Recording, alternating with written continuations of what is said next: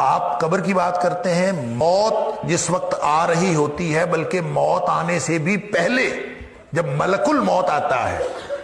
تو اسی وقت کلیئر ہو جاتا ہے کہ اس نے جنت میں جانا ہے کہ جہنم میں جانا۔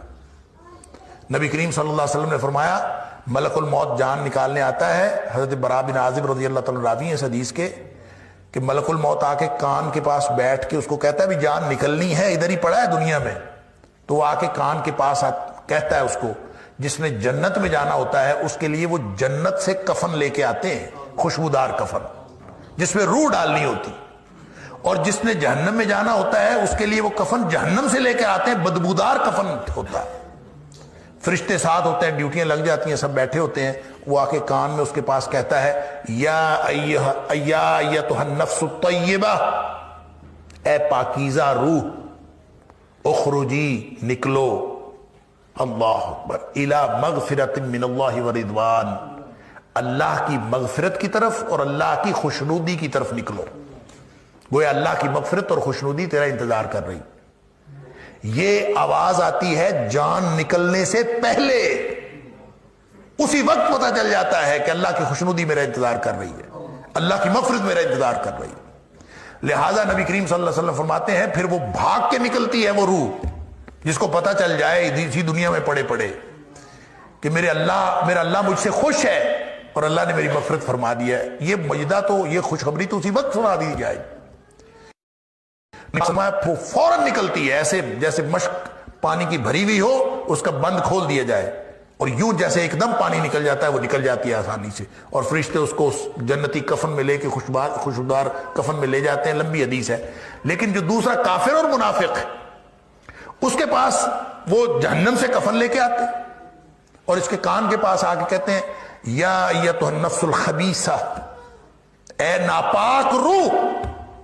اخرجی الی سخط من اللہ وغضب، نکلو اللہ کی ناراضگی اور اللہ کے غصے کی طرف، اللہ کی ناراضگی اور اللہ کا غصہ تیرا انتظار کر۔ جس کو اس دنیا میں پڑے ہوئے یہ پتہ چل جائے کہ میرے اللہ کی ناراضگی میرا انتظار کر رہی ہے، میرے اللہ کا غصہ میرا انتظار کر رہا ہے، تو وہ کیسے نکلے گی؟ تو نبی پاک صلی اللہ علیہ وسلم نے فرمایا فتفرق فی جسدہ، وہ پھر جسم کے اندر ہی چھپتی پھرتی ہے، باہر نہیں نکلتی، پھر اس فرشتے کھینچ کر نکالتے ہیں، اللہ اکبر۔ اور آپ نے مثال بیان فرمائی فَيَنزِعُهُ، پھر اس کو نکالتے ہیں کھینچ کر،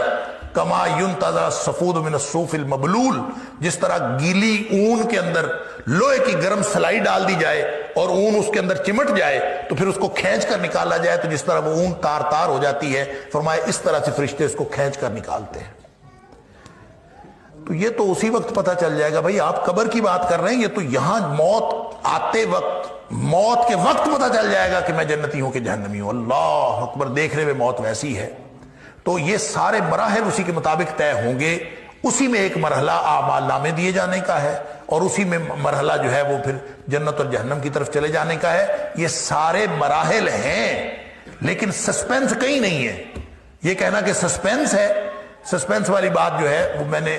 ازراہ تفنن کہا تھا کہ آپ نے خود ڈالی ہے، تو بات یہ ہے کہ سسپینس کوئی نہیں ہے، یہ تو شروع سے پتہ چل جائے گا، لیکن مراحل اسی طرح سے جاتے جائیں گے۔ اور جو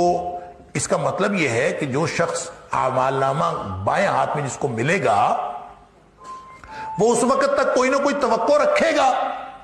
کہ شاید میرے اگلے حالات ٹھیک ہو جائے، ہو سکتا ہے ایسی بات ہو،